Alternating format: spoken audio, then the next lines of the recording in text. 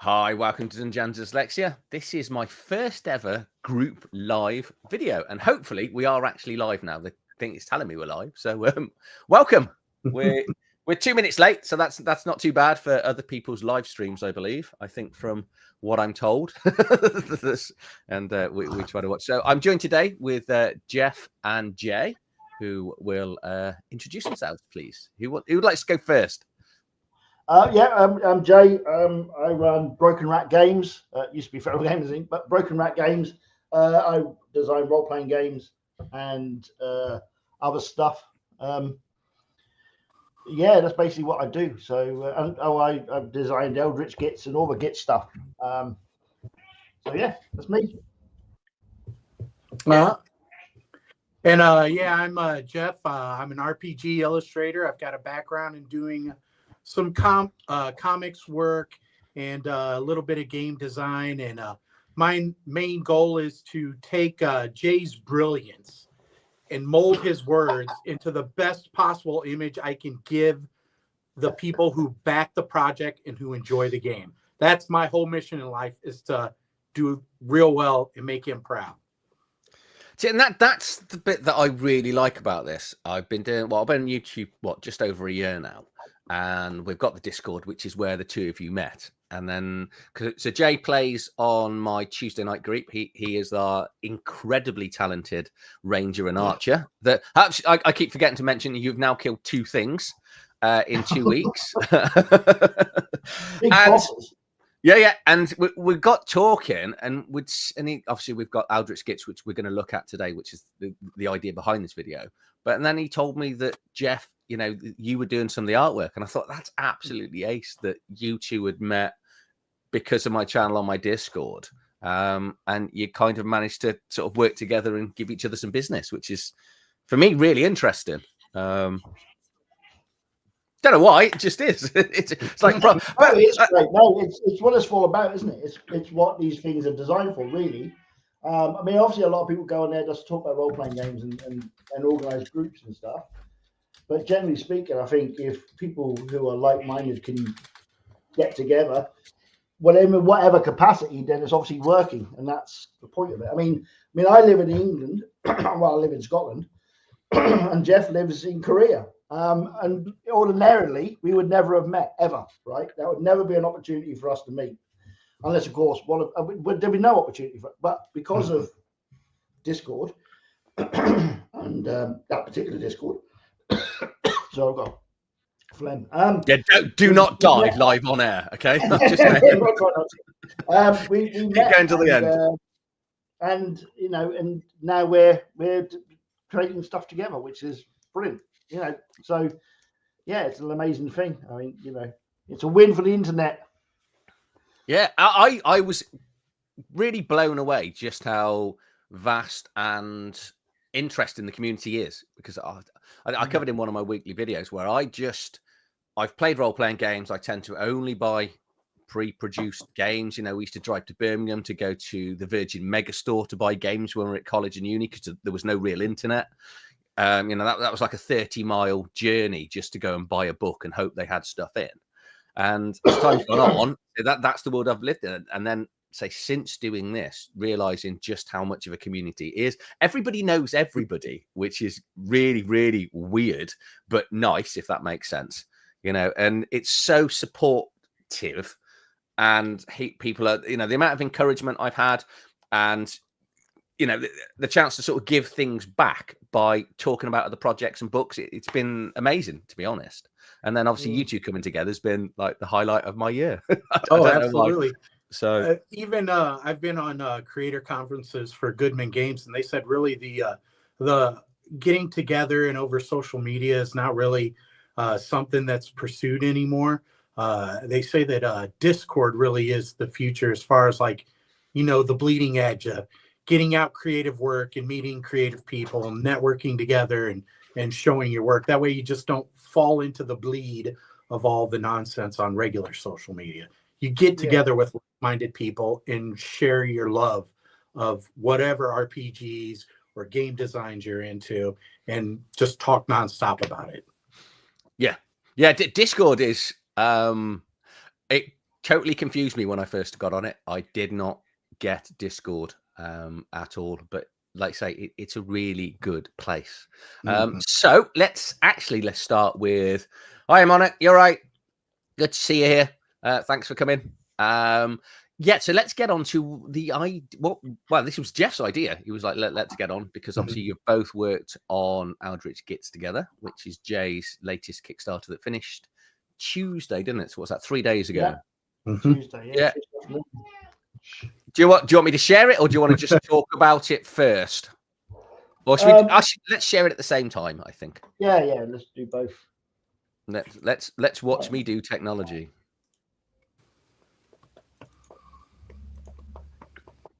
Okay, so hopefully we can see this. Absolutely. Excellent. Look at that. So this is Jay's latest comment. Do you want to talk us through, Jay?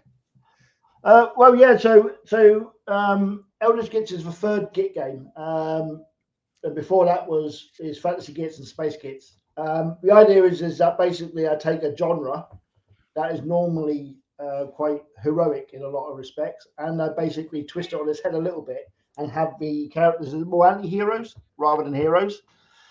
So you're kind of balanced within that grey area. You're not always doing anything that's right and saving the maiden. I mean, you'll save the maiden as long as there's a healthy reward to do so. But the idea is that basically it twists the genre a little bit on its head. And allows the characters to be something that they wouldn't normally be able to be. I mean, most games allow you to play less than white characters, if you like, sort of more grey. But generally people don't, and it's not really encouraged, I suppose. I don't know. Maybe it's just me. But yeah, I just want to do something a bit different. So Eldritch Gits is more about playing as mobsters and criminals, and in the 1920s, where it was kind of rife with a lot of with prohibition and various laws and stuff coming in, and also the Great Depression that kind of hit around that time. There was an awful lot of criminality and people who were kind of disenchanted. So you've got the hobos, and you've got the bootleggers who are making the liquor, and you've got the mobsters who are the Al Capones and so forth. And then you've got the speakeasies and the gambling joints and all of that stuff. And I'm thinking, well, why is it always professors and academics who are fighting against this Cthulhu mythos? Well, in effect, if you like, in game terms, the kind of weakest of society, right? Because often you have the fighter and the mage and the thief all have their unique talents. You don't often have the person who reads a lot of books. So I thought, well, how do we do this, and how do we twist it? So I thought, well, why don't we just have it with mobsters, bootleggers? So bootleggers, making potions or making bombs, using their bootlegger skills to do that. You have academics. You do have academics, but they're more occultists who are using their knowledge to either forge manuscripts or recognize artifacts in order to see what their value is to a collector, even cultists. I mean, there's nothing stopping the group from selling a copy of the original Necronomicon to a cultist. I mean, why not? It's money. And it's all more about, in a weird way, I suppose, the Cthulhu mythos stuff is kind of in the background a little bit more than it would be in like a normal Call of Cthulhu game. Whereas you're kind of dealing with the Cthulhu mythos because of what you're doing, rather than you're doing it because of a Cthulhu mythos, Yeah. And of course, you could play the game without any Cthulhu mythos whatsoever in it. You could just play a bunch of mobsters going around and, doing stuff, bootlegging and avoiding the FBI or the G-men, and that sort of thing. So I kind of it kind of has its own kind of thing, really, I suppose. The other thing about it is because it uses similar sort of rules to the other Gits games, except for some new rules which will be more genre specific, like insanity, card chases and stuff. There's nothing stopping you from putting those rules in your previous Git games because they all work on the same system. So they're kind of intermixing. To find a better word, there is a word for it, but I completely lost it. I thought, what's intermixing works for me at the moment. Yeah, but that's why Andy backed it, because Andy, obviously, well, for Jay, Andy plays on Tuesday nights, and Andy's not a Cthulhu person, but he's backed it because he wants to go down the mobster route. You know, he loves fantasy Gits, and he wants to be able to play the mobster type thing. You know, and maybe when we run it, we'll throw in the odd bit of. But again, I don't mind running it as a straight mobster.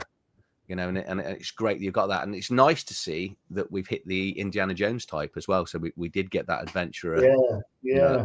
Because it was 6 classes. Then go on. Sorry, Jeff. Go on. I was gonna say that that ne'er-do-well aspect of Eldritch Gits. I saw that when you first reviewed Fantasy Gits and was talking about it in the Discord, and that's when I picked that up. I was like, oh, this is brilliant. This is exactly what I want to play. And that really got me into reaching out to Jay. And I was like, hey, if you ever are looking for something, here's the kind of art I can do. If I can, work with you sometime in the future, just let me know. I just throw my name out there. So luckily he happened to be on the cusp of moving forward with Eldritch Gits. So that timing was excellent. Yeah. It was a system I enjoyed and a genre that fits what I can do in my style. So, yeah. Well, that's one of the good things about Jeff Reed was his artwork was because it kind of fit the aesthetic I'm kind of going for with the Gits games. I mean, even though they are sort of, you can be played as sort of serious role-playing games, the whole aspect of you being a little bit kind of anti-heroic in a sense adds a little bit of a comedic element to it. It can do. Do you know what I mean? That kind of you can play it a little bit more quirky, I guess. And I think the artwork needs to reflect that. And I think Jeff's artwork fits it perfectly because it has that kind of old school feel. But at the same time, it has that kind of quirkiness that kind of fits the Gits, really. Basically, I want that kind of element of it's not always. I think there's an image which there's a lot of images that Jeff is doing, which we're not going to show. I think we need to keep that for the book, really. Keep it interesting for the book. But images of characters running away from things rather than running towards them like you would do in a Cthulhu. They're more about oh shit, get out of here. Because it's not about saving the world, really. It's about doing what's best for themselves, really. So this is one of the artworks that Jeff sent me to share this morning. So do you want to talk me through this, Jeff? Yes, I believe this is Jay probably talk more to it, but the guidance he gave me is he wanted a monolith, and he wanted a couple gangsters or era appropriate gentlemen kind of looking up as the monolith had tentacles and everything kind of swarming down and starting to encroach on it on its way down. And they're looking at this creature, this thing coming and swirling around the monolith and making its way towards them at the same time. So with the way I did the line art too, I thought about when I was back in DC and visited the Washington Monument as a kid, and they've got these lights that blare up onto the side. So I wanted to really reflect that there's like a spotlight going up and really push the viewer, just like the characters in the image are looking up, like, and giving that, oh man, what's that kind of attitude? What is that thing and what's coming down kind of thing? That look and feel, a little bit of horror, a little bit of zaniness and whatnot, and definitely unique. Yeah. No, cool. So how because there's another artist as well, isn't there? So what's the sort of split between the two of you? And then is there going to be an element of public domain stuff as well, Jay? Or no. Yeah, well, there's no public domain. This will be the first Gits game that hasn't any public domain.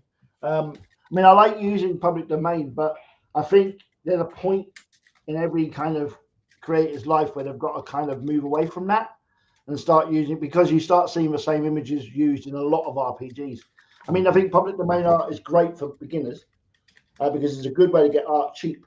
If you're not got a lot of money and you want to write a game, but I think there's got to be a point where you stop doing that, really. And I've got to that point now. The previous Gits game had it. I mean, they had a little bit of non-public domain as well, but it was mostly public domain.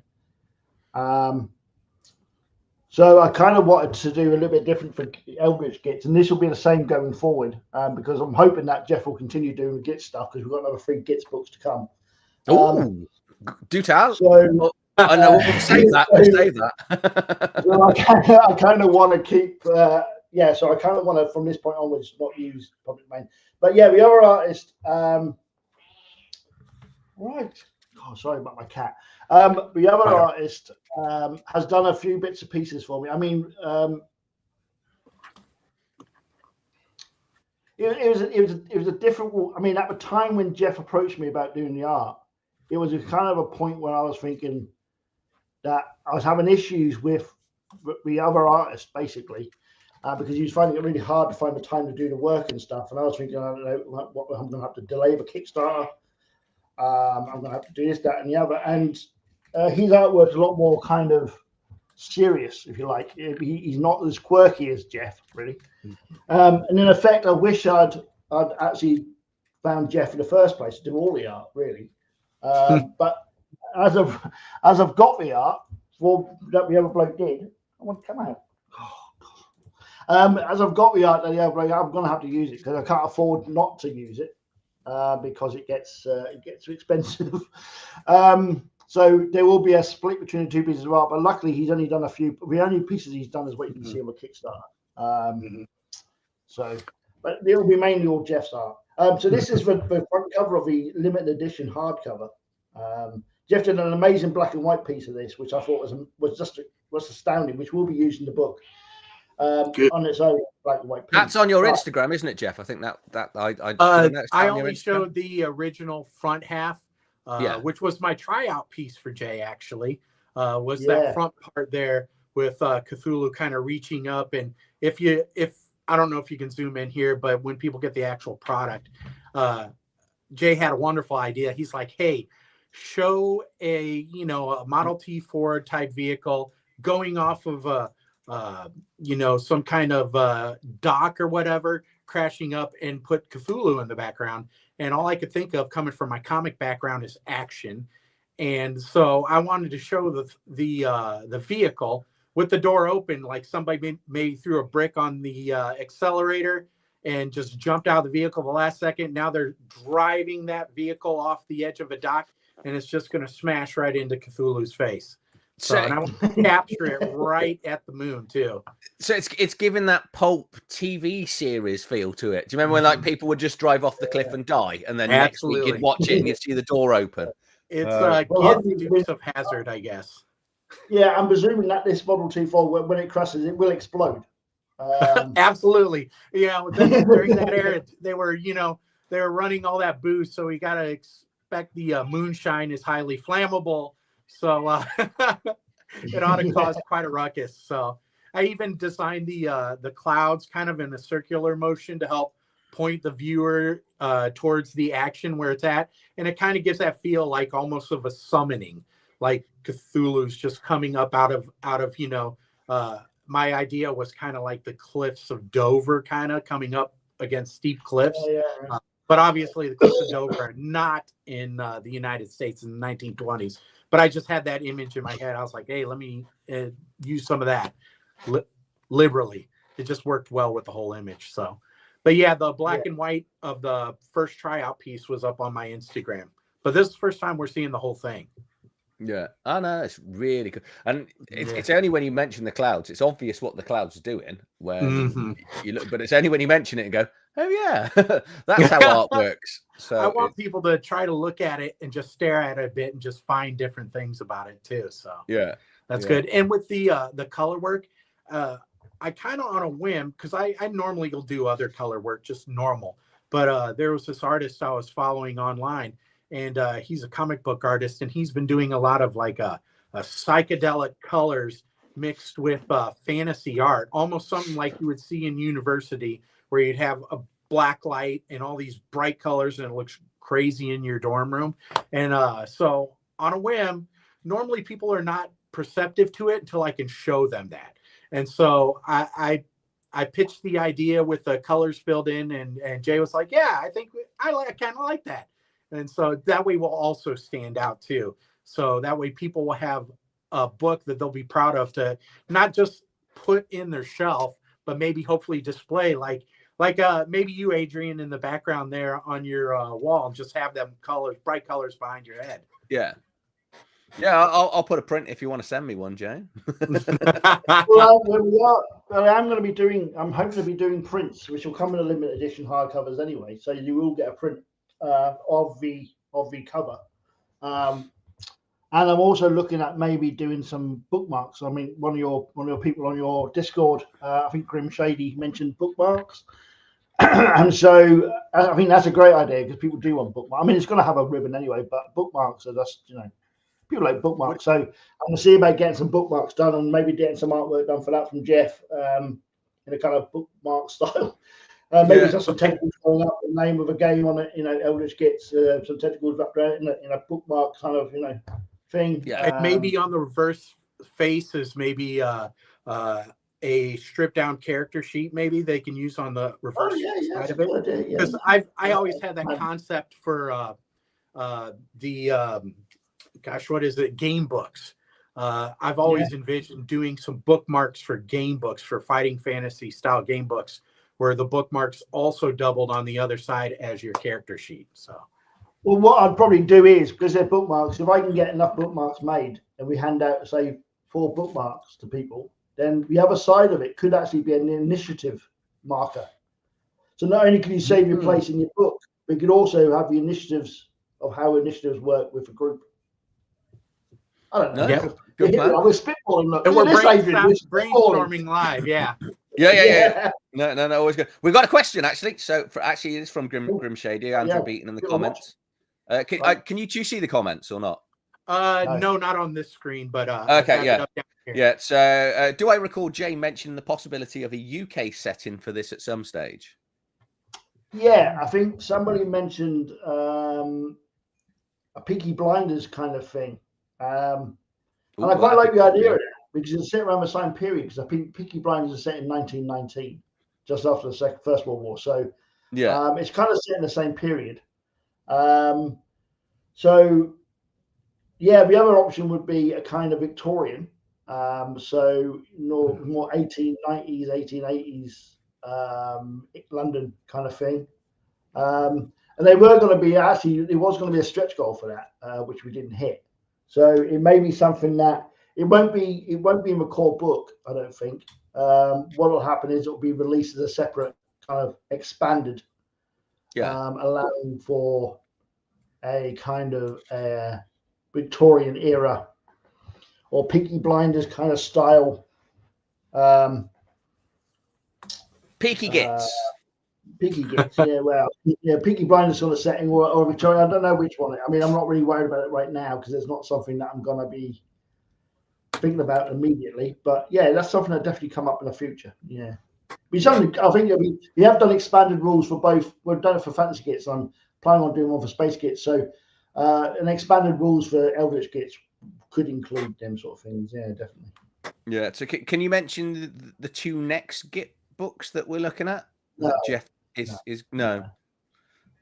I will say not even a sneak of. Okay, well, I'll say that the next 3 books are all 3 books. Okay. There's going to be 6 altogether. So, and the idea is eventually to release a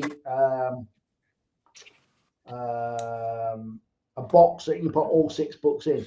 Oh wow! So, like an X-Files box set. Ooh. I don't know why I thought of the X-Files. I don't know why, but the Gits box set basically.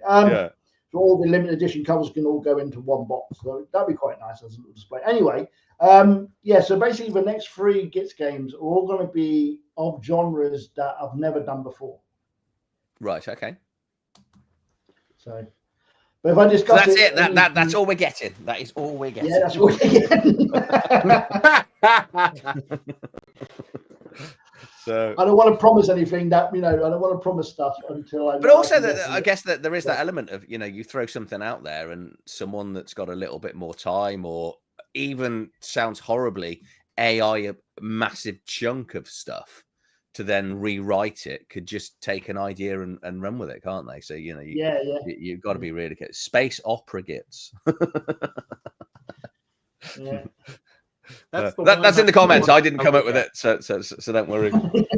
Well, Space Gits can be sort of space opera Gits, I suppose. I mean, you could kind of add an element of that into the expansion, I guess. But yeah, I'm hoping this works. So I've got Fantasy Gits here. Can we see this? Oh yeah.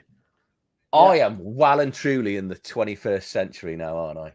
This is fantastic. So this, I agree. This was the first one that. This is actually one of the first books I think you ever sent me, Jay, and it is absolutely amazing. So this is it's also got hyperlinks, which is something that I always talk about in my videos. I love it when you put. I don't know how much effort it is to put hyperlinks in, but whenever I pick up a PDF from Drive-Thru-RPG and there aren't hyperlinks, I'm always like, you know what I mean? It's like not having a ribbon in a book for me. You know, if you're going to put hyperlinks in, a physical copy needs to have a ribbon. But it does come with an adventure, which again, I think should be mandatory for anyone writing a book, which you pretty much cover in all your books.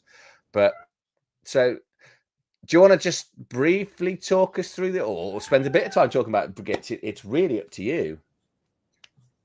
Or do you want me to talk about the bits I love? So the bits I love about the Gits game is it's a D20 game, so it's very familiar. You've got the stats, attributes people are going to completely understand: strength, dex, health instead of con, ints, wisdom, charisma. So it's ultimately instantly recognizable, and that's I think the hardest bit whenever I'm reading a book or you pick up a new book is you're always worried about the system over the world. You're worried about the world, but if you've got to learn a world and a system, it's a lot harder. If you get what I mean, where an adaptive world, adapted system's a little bit easier, but you've got advantage and disadvantage, which everyone, I think that to me is the biggest bit of 5th edition that everyone loves. It's a nice, easy and system, but elves, dwarfs, standard halfling, half orcs, lizard folk, ratkin. So you've got races and then you've got your occupations. But the bits that I really love as well is, and I'm assuming Eldritch Gits is going to have this, I think I noticed it in there, is your background specializations. And these are random tables that for is it 4 years in this one? I think it is. Every 5 years. Every 5 years. 4 terms, which are 5 years each term. Yeah. So have I gone past it? I have, haven't I? I think. So if you ever play things like Traveller, or any of those where when you're creating your background of your character, so instead of just picking a background, you have this event table. So you're rolling a d20, and this will give you something random that happened in that time period, as well as you'll pick up potentially an increased attribute or in skills. But there's something. So like Paul rolled.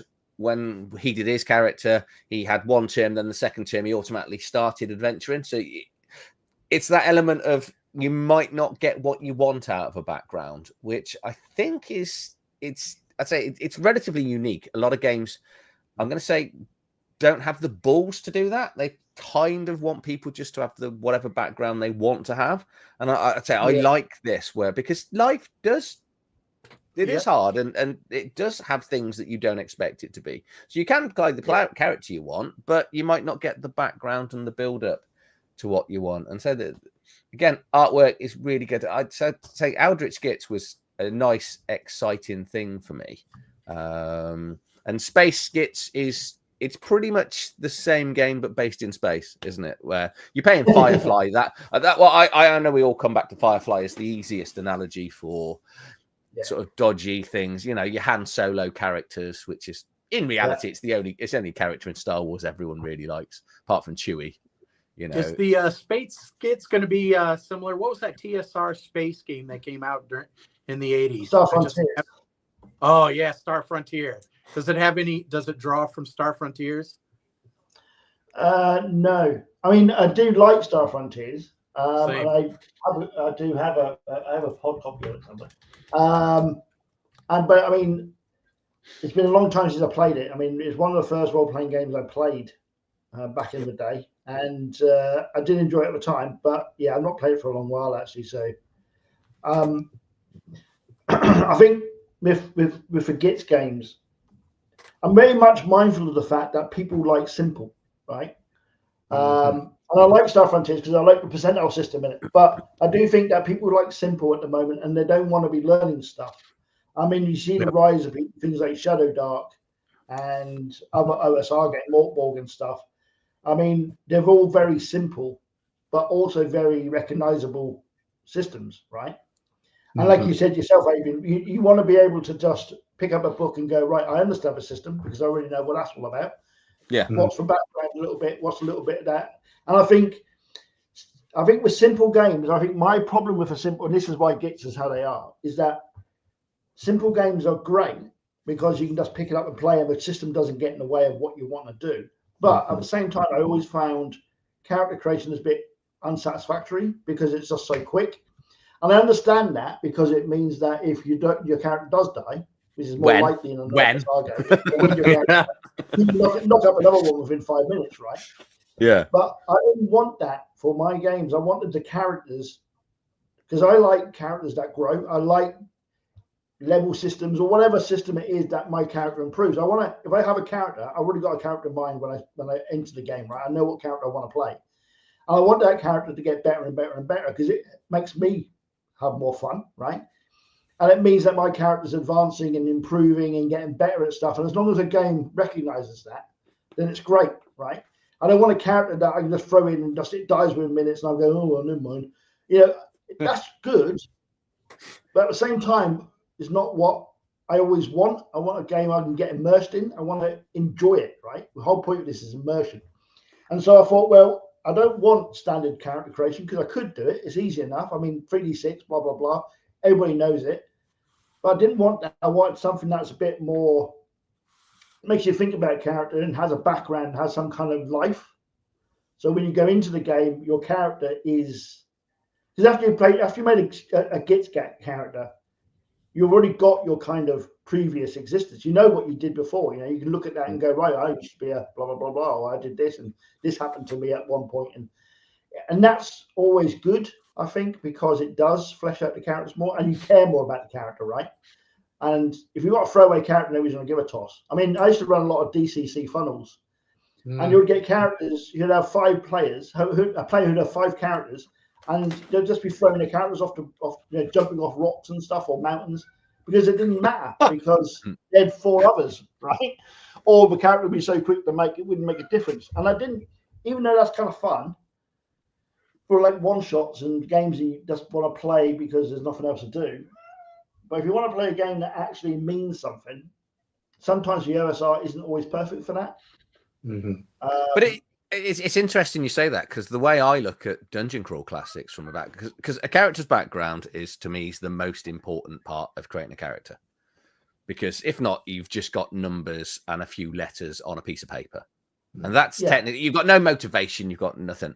And the most comprehensive and detailed character background is Dungeon Crawl Classics because you've got to sit through a 3-hour adventure finding your character's background. And the way people... You're building your background live. Yeah, like you say, they don't actually care for the 0 level bit. But once they get to the end and they've got that character or 3 or 4 characters going to first level and they've got to make a decision which one they take through, is really, really interesting to see from a player's point of view. And that's what I love about random backgrounds, because sometimes when you're playing a game, and I've seen this before, a character dies and go, well, his twin brother comes along, you know, which you can do in 5th edition. Oh, you know, they're quadruplets. Oh, there's another missing brother that's because people get very attached to a certain type of character. Where with these games, yes, you can play the certain type of character, but your background's never going to be the same. Unless you manage to fluke the same D20 every set of 5 years or whatever it may be. Yeah, and this is one of the things I liked about when I did Git, and the whole purpose of writing Gits was that when you made characters, you could have all the characters could be the same profession or whatever if you wanted to, but they'd all be different, even though even if they all had the same background, right? You had a group of players, for instance, in Fantasy Gits, you had a group of players who were all criminals. Oh, 5 criminals in my group. Every single one of those criminals would have different skills. Yeah. None of them would have exactly the same skills or exactly the same abilities or exactly the same anything because it's all randomly rolled. So, you know, you could have a, you know, depending on your role, you could have a thief with a +3 in their pick lock, whereas you could have another thief who never has pick lock but has pickpockets, you know. Yeah. And that's what I liked about it, is that every character that was made was unique. It wasn't exactly the same. And then unfortunately, a lot of these games that you get nowadays, when you play a thief, the thief is all the same. It's always the same character. It's like, you know, their template basically. The only difference is that you may have a little bit higher in your decks, or you may have a little bit more wisdom or whatever, you know, whatever game you're playing. But in reality, their abilities are the same. What they do is the same. You may have a number different here and there, but it's the same thing. You know exactly what they're coming in for.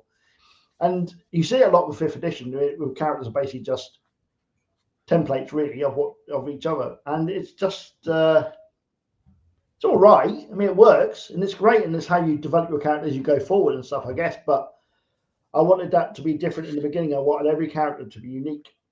And this is where so. Yeah, I can remember I played a hill dwarf in 5th edition, and I wanted advantage on perception.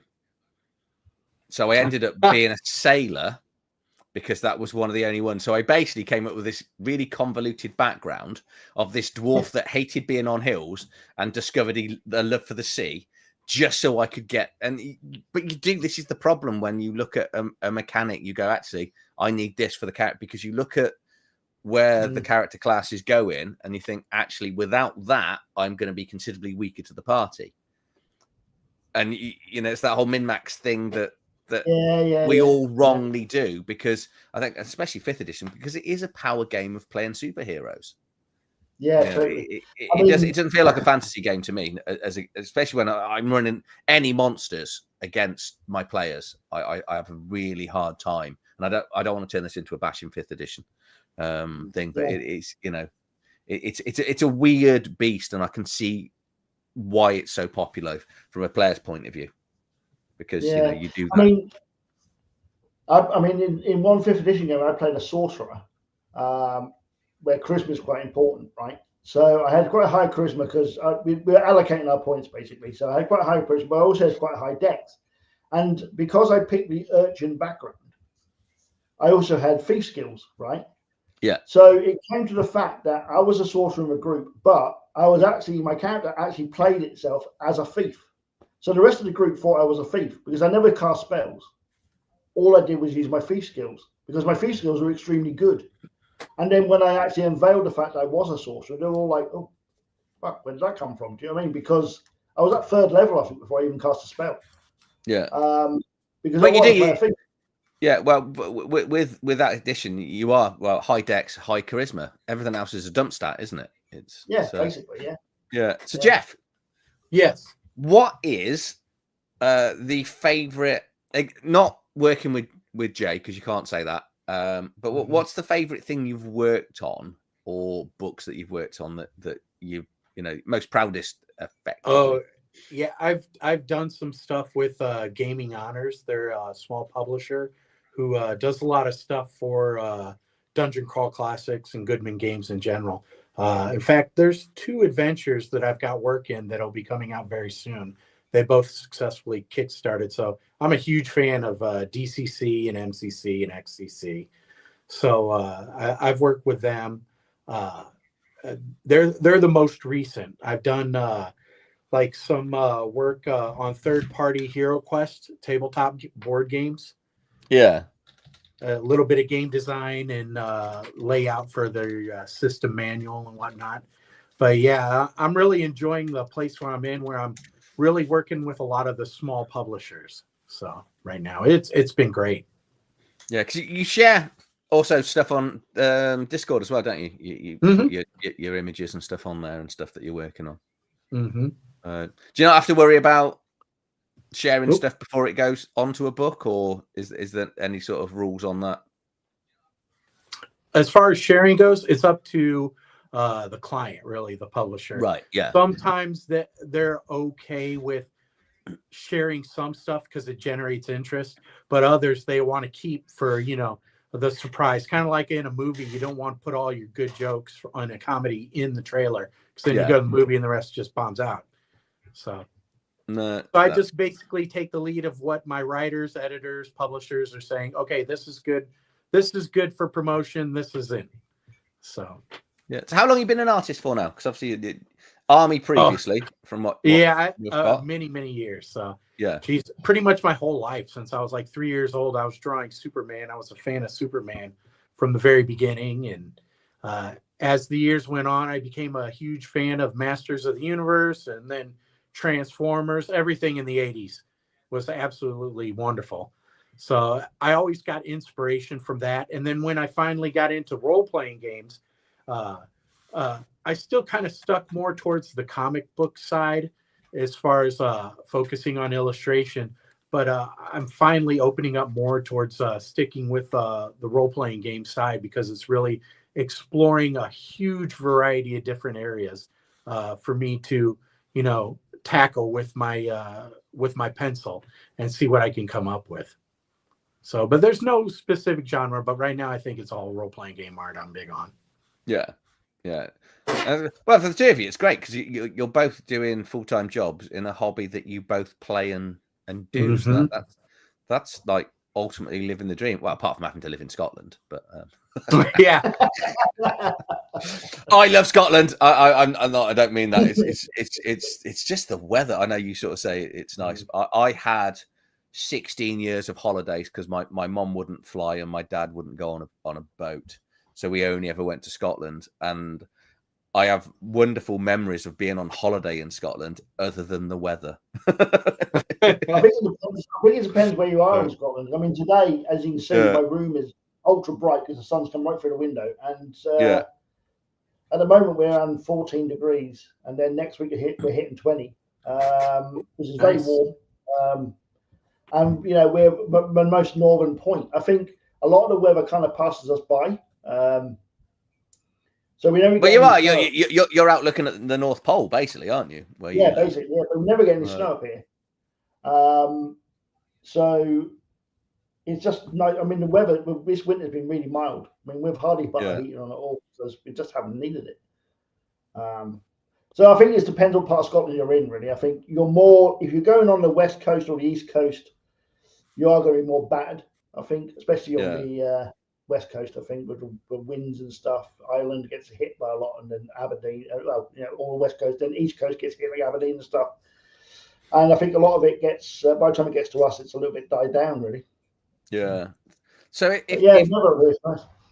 so if Jeff's working on your next Git games, does that mean Jeff knows what they are? So if you won't tell me, can I ask Jeff? Well, Jeff doesn't know what they are either. Oh, yeah. So do you have sort of time frames for it? Because I don't understand publishing and how long things take. Right, yeah. So writing and stuff is hard, right? First off. Oh yeah. Because everyone would do it if it wasn't. Not only have you got to write it, I mean, it's even harder than writing a book, I reckon, because not only have you got to write it all, and a lot of times you've got to have backgrounds and characters and that sort of stuff, you also got to make them so the rules work. Which is what's good about the Gits game, because I've kind of got that down pat, so it's quite easy, that bit. But then you've got to lay it all out and blah, blah, blah, blah, blah.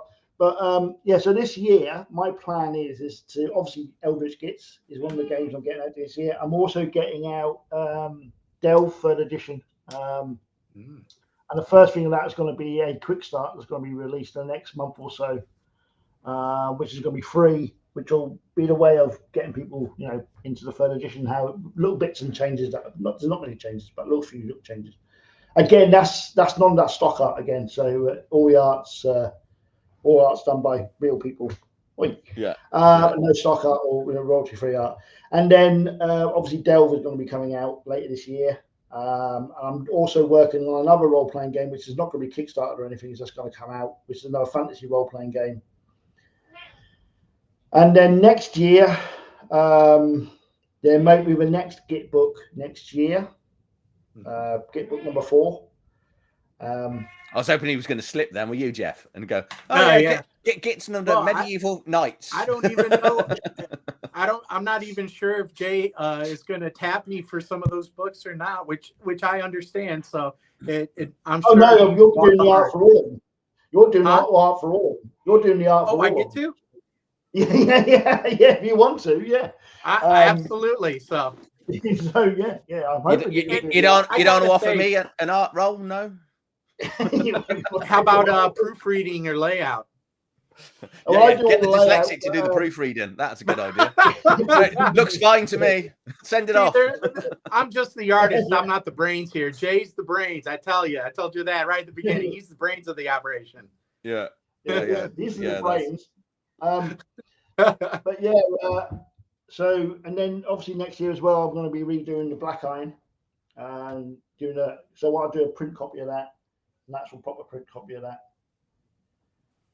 And there's another project going on as well at the moment, which I can't really talk about, which I'm doing with some other people. There's a lot of stuff happening at the moment. I've got one. I've been approached by someone that this is my big shiny thing, and I can't talk about it at all. And it's a publisher that's got a book coming out that's based on something that I can't mention, and they're giving me first thing to do a video review to get it out there to run alongside their massive, and it's a really big company, and they approach, and I was like, I haven't even told my wife. And it's really Adrian, sweet. I figured you'd be like Bob World Builder and get involved with a publisher and help co-write a book or something. Yeah, that's why I'm here with you two. I'm like, I'm just gonna like ride on the back of your coattails. That's my plan. I'm always interested to hear what people think about what they're looking for in games. I'm very much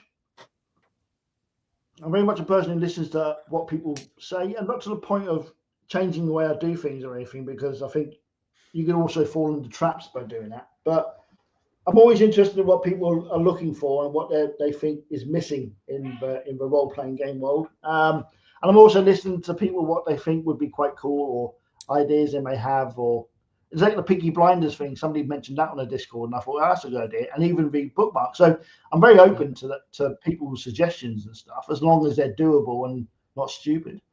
Yeah. So I really want people to be involved in it as much as possible. And I'm always reaching out to small publishers as well. People who have just started and don't know where to start and where to go. And I'm always offering my help. Right? You can't see the comments, can you? Sorry. What do we got here? Roadman Gits. That's right. Yeah.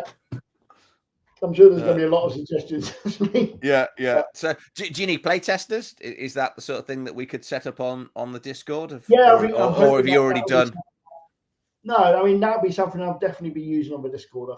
I think because there's a lot of people on there who are quite passionate about what they do, and it's getting people who are going to give you actual feedback. That's the problem. It's all right having people taking playtests, but if they're just going to playtest it, then not talk to you afterwards, the playtest becomes pointless, right? So you kind of want people to give you honest feedback and aren't just trying to sort of, butter your biscuit a bit, when it comes to things like that. People just say what they think you want to hear or whatever, but what you want is honest feedback and people drilling it down. And not people who are going to sit there and go, well, you missed out a comma on this.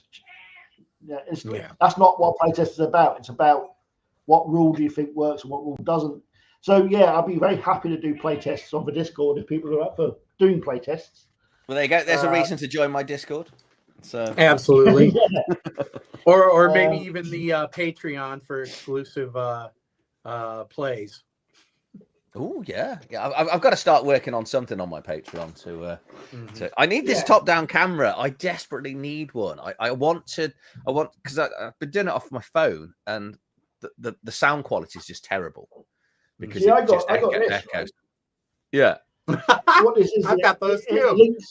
It links to your desk, and then you put your webcam, you screw it in the bottom, and I've got that. It just goes around. I spent a lot of money on a 4K webcam that I don't know whether it's the color of my desk or the lighting, but it can't fully read the pages clearly. My camera on my phone is considerably better than my webcam, which my webcam looks great for recording, but it's not good. It's probably a me issue being an idiot, but I've even gone into the Logi settings to have a look at it all, and as you turn the page, it sends blurs because one bit's deeper than the other. So I'm going to reach out to some other YouTubers and find out what they use, and then just buy that. I think that's the plan. But I'm getting a little bit of money in now, so it'll build up. So by 2027, I'll be able to I'll be able to run it. Right, I have got some not quick fire questions, but I thought it might be interesting to just see really what the two of you prefer in the hobby. So if you we're going to look at, well, okay, let's just start actually. Fantasy or sci-fi?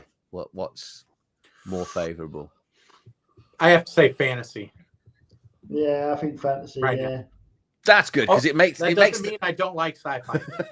No, I'm going to play Mothership on Sunday. My first game of Mothership. Yeah, I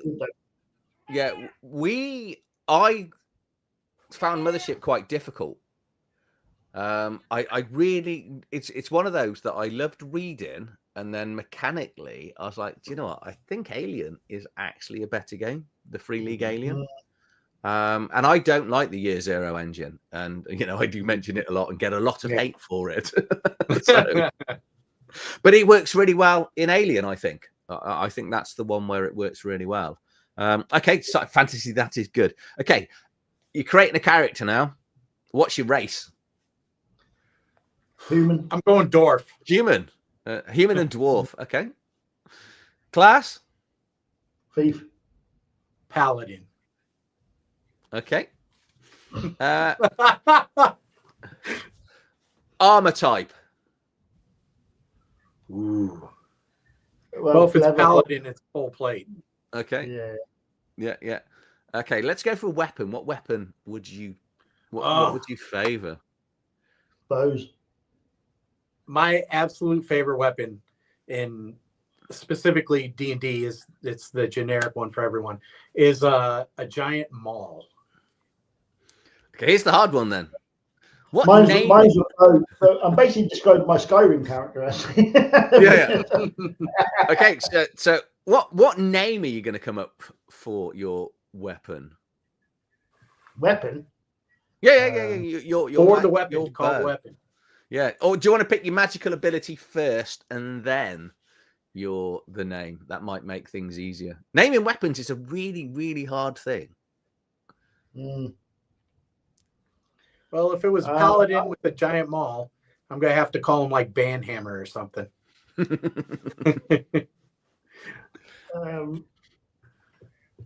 think for me, I don't generally tend to like having magic items with characters like thieves and stuff because I think it's silly. So it's my game. Probably for a thief, then I'd probably have to use cantrips. Cantrips that help my thieving along a bit. And I think for my weapon, I'd have to call it Mr. Twangy because it's a bow and it twangs. I would ban that. I'm just putting it out there. I'll call it Mr. Yeah, okay. So this one, if you that you get that desert island discs type scenario. So if you were going to be stuck and you could only take, I'm going to be nice, I'm going to give you 3 books to take. And let's just imagine that there's a fictitious group of people to play with, so you don't have to pick a solo book. But you could pick 3 books for the rest of your life.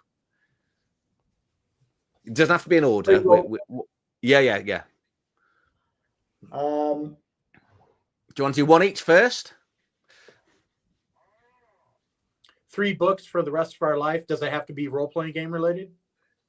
Well, that's what I was thinking. But okay, if you want a non-book, there's something else that a book that you really like, then I'm winging this. By the way, this is the first time I've ever done this. I know my first book would be some kind of game book, some fighting fantasy book. I would say Death Trap Dungeon. Did you jump on the recent Kickstarter with the recent reprint? Yes, I did. I have most of those books. So when they open up the pledge manager, I'm going to grab the 2 books I want that they didn't offer in part of the package. Right. Yeah. I mean, we're talking books here, aside from the complete works of Broken Rat Games. That's just like milking your employer, isn't it? That's... I mean, I wouldn't have even chosen those. No. I would say for my first one, it'd be Call of Cthulhu Second Edition box set. Okay. Oh yeah. Yeah. For my second book, I would go with my original love for all of the role-playing world, and that would be the basic red box set. If we could take that. Yeah. I'll let you take it. I'll let you take it. It's fine. Yeah, I'd probably go the same route, actually. Red box. I'd go to Beck Me, yeah, but sort of... Yeah, that would go for that. Yeah, that would be my number second three. as well. Okay, number 3. I think this is rough. But the third one, because there would be plenty of reading to do, especially for the spells and all the failures, would be Dungeon Crawl Classics manual. It's always funny to read. Yeah. Yeah. Third one.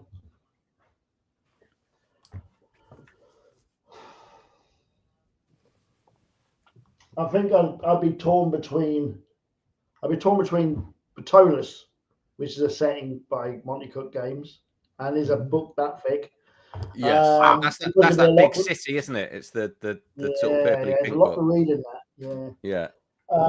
Or Rollmaster, possibly. Rollmaster. Yeah, good whatever. choice. Yeah. Good choice. Okay, finally, what is your favorite mechanic? I'm always interested in mechanics on what people love. For me, it's D100 mechanic. I've always loved it, even though it has its flaws. But I do love it because I just think it just a simpler mechanic. You just roll under what your percentages. I mean, you can't get any simpler than that, really. Yeah. So I'm not sure if it's a mechanic, but for me, I always love and always enjoy the funnel system with DCC. Yeah, it's I think equally like Jay good. said, just have a couple villagers just leap into the sky off of a cliff if you need to. So they're good for that. It's good for entertainment. Yeah. Okay, perfect. So finally, if just let everyone know where people can find you, and any links, we'll put the links to everything that you've got on the description for this video as well. But yeah, just for me, it's jeffwittyart.com. It's got links to the socials that I still look at and whatnot. And soon I'll have my online portfolio there at the same location. It's a perfect. Yeah. Aren't we all? Yeah. Well, I'm on Drive-Thru RPG. Just look up Broken Rat Games. I'm on there. All my stuff's on there. There's a few bits that aren't available anymore, but most of it's on there. Otherwise, I don't have a website, mainly because I don't have a time to keep up on it. But otherwise, I'm on Discord. I have various Discord channels. I'm always around. I'm always about. So I'm not always online because I just can't deal with being online all the time. But I'm always on Discord somewhere. Message me and stuff. The other thing I was going to say was, if you'd missed the Eldritch Gits Kickstarter, then you could always just message me on Discord, and we can arrange some kind of a thing where I'll just put your name down for when the PDF comes out or whatever, or the pod comes out, so you get a copy and you just send me the money via PayPal or whatever. So there's no need not to get it. If you want it, you couldn't afford it at the time, or you worry about it being not on payday or whatever, because a lot of people are like that, and I understand that. It's fair enough. And if you can, spring for the hardcover, because Jay's going to sign and number each of them. Yeah, I'm signing a number each of the hardcovers. Good job, Jeff's here to remind us. Always be promoting, right? Yeah, message me if you want a copy or PDF or whatever, and once it's done, I'll just keep your name on a list and send it out to you when it gets done. Also, that's the same if anybody has any questions or anything about publishing or needs some help with anything, just give me a message. I'm always happy to help. So. Yeah, no, fantastic. Well, lovely to have you on, guys. It's been fun. I've enjoyed this, so we'll definitely do it again. So possibly when the book comes and we've got physical copies or something, and we can have sort of scroll through and do what I kind of do. But yeah, no, thanks for having me on. If you've watched this, thank you for watching. Hope you've enjoyed it. Please like, share, subscribe. Obviously, I've got Discord, Facebook, a very basic Patreon, which we are working on. It's a work in progress, like everything on my channel, in all honesty. But thank you for watching, Andrew and Monarch. Thanks for your questions and joining in. So, and we'll see you all soon. Thanks for watching. Bye.